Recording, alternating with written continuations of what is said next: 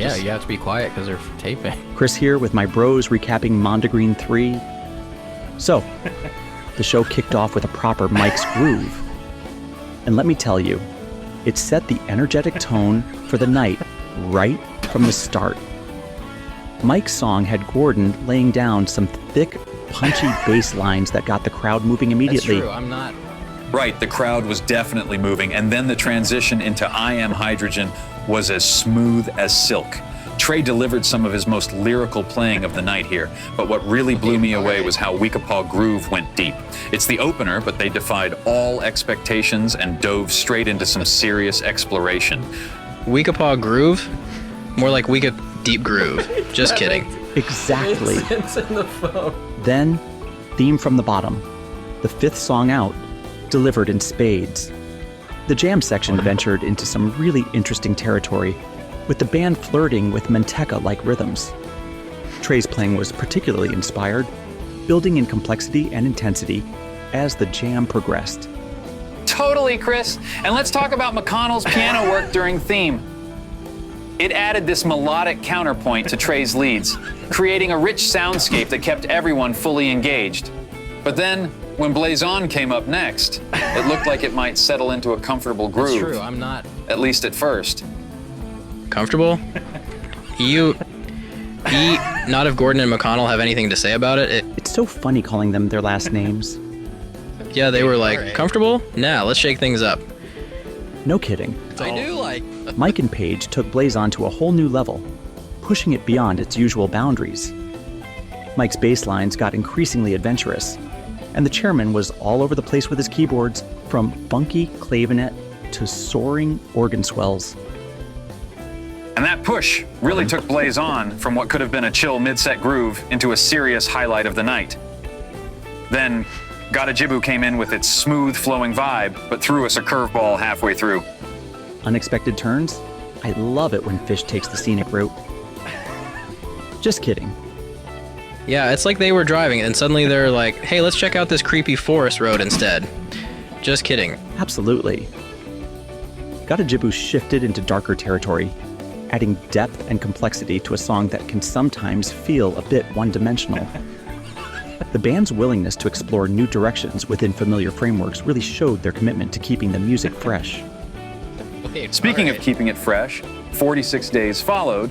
It's been a strong performer lately, but in the context of this particularly hot first set, it felt a bit less impactful. The jam was solid, but it didn't quite reach the exploratory heights of some of the earlier songs. Maybe it was more of a 45 Days vibe this time, you know what I mean? Maybe so. But overall, it was an impressive first set that showed the band's willingness to push the boundaries right from the start. Definitely, Chris. This set was all about taking risks and keeping us on our toes. And I can't wait to see where they go next. The second set opened with a tight, concise 2001, and it was just the right way to set the stage for what was to come. It was tight, but it did the job perfectly. Exactly, Chris.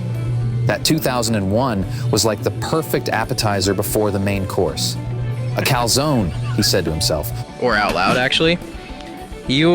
Because when Down with Disease hit, it was like they turned up the dial to 11, nearly 20 minutes of pure exploratory jamming. They moved through all these distinct sections.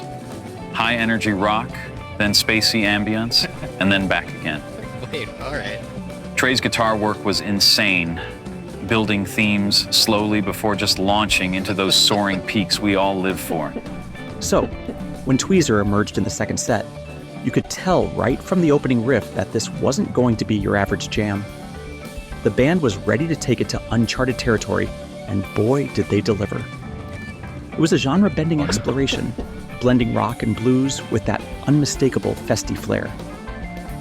I was on my toes, guessing at every turn. Exactly, Chris. From the get-go, it was clear they weren't just playing your typical tweezer. Trey's guitar work was the real star of the show. He was dancing between those searing leads that just sliced through the mix and this rhythmic comping that kept everything grounded. His tone, just perfect. gritty enough to give it some edge, but still crystal clear. And when he hit those ascending runs around the 8-minute mark, the energy just skyrocketed, with the whole band locking into this crazy groove. I remember thinking like Trey was climbing a mountain made of guitar strings, and the whole band was like, let's go rock climbing. Absolutely, Andy. And Paige, oh man, Paige was right there with him, adding layers of depth and texture with those organ swells. His left hand was laying down this solid, harmonic bedrock, while his right was just having a dance party across the keys. Sometimes he'd take the lead and his organ was growling and swooping like a rock and roll pterodactyl from the 60s. But with that special Paige twist. Rock and roll, pterodactyl indeed. And while Paige was doing his thing, Mike and Phish were just unstoppable on rhythm. They were so locked in, it was like they'd glued themselves to the groove. And Mike's bass lines were as inventive as ever, switching between these deep chest-rattling notes and more melodic lines that paired perfectly with Trey. Now do Fishman? Phish? Not to be a drum nerd, but he had these subtle hi-hat accents that made the rhythm pop without ever stepping on anyone else's toes. Phish was basically the spice rack of the band, sprinkling just the right amount of hi-hat paprika on that groove. Just kidding. Ha ha ha, exactly, Andy. The interplay between all four of them created these moments of tension and release that were just electric. 1 second, you're thinking the jam can't possibly get more intense, and then, boom, they pull back, creating this quiet, introspective space before ramping it up again to those thunderous peaks. The crowd was riding every single wave, totally locked in. And just when you thought they might take a breather, they dropped scents and subtle sounds, a bold move, but it showed they weren't about to coast. This track is relatively rare, so the crowd went nuts. The intricate changes in the composition were handled with such precision, it's like they've been playing together for decades. Oh wait, they have. Yeah, they've been jamming longer than I've been alive, but they're still playing like it's their first date and they're trying to impress us. Sense and serious skills. Just kidding. Yeah, Chris. Serious skills indeed. The compose section was like the perfect setup for what turned into a really nuanced jam. Trey was more restrained here than in Tweezer, picking his notes like he was carefully choosing which parks to fund, strategically and with purpose. He let the jam breathe, allowing it to grow naturally instead of pushing it in any specific direction. Like Ron in the orchard, just letting those jams blossom, man. Just kidding. Exactly, Harris. And Paige, oh Paige, his piano work during Sense was nothing short of stellar. It was the perfect melodic counterpoint to Trey's more abstract playing. 1 minute, he's all delicate, like he's playing in a fancy dinner party. The next, he's laying down these rhythmic hits that just push the jam forward. Wait, all right. You know, at times, it felt like Paige's piano and Trey's guitar were having a deep, philosophical conversation. Like, bro, what's the meaning of life but in musical form? Yeah, brah, it was like they were speaking their own secret musical language, and only the coolest people were invited to listen in. And while Trey and Paige were having their instrumental chat, Mike's bass was the unsung hero, subtle but absolutely essential. He was laying down these harmonic foundations that gave Trey and Paige the freedom to really explore. Meanwhile, Phish was in the background, being the steady heartbeat of the jam, his drumming constantly evolving and adapting to the rest of the band. Wait, all right. So basically, I think of it like Mike was like the foundation of the house, and Phish was the plumbing, keeping everything flowing smoothly. Haha, yes, Harris. And as the jam went on, it started to feel dreamlike. Like all four members were painting this swirling, ethereal soundscape. Well, They were so patient, letting themes develop fully before moving on. that's correct. And that approach totally paid off when they hit this beautiful, cathartic peak in the final minutes. It was like the entire venue was swaying together in perfect harmony. Cathartic peaks. Chris, that's the good stuff, the reason we're all here. And when they seamlessly transitioned from the jam back into the composed section, it brought the song full circle. It was a perfect conclusion to a deep exploratory journey. Following the high-energy Tweezer, with a more introspective sense was genius, like a masterclass in set list flow. Well, It provided the perfect contrast while keeping the energy and engagement high. all right.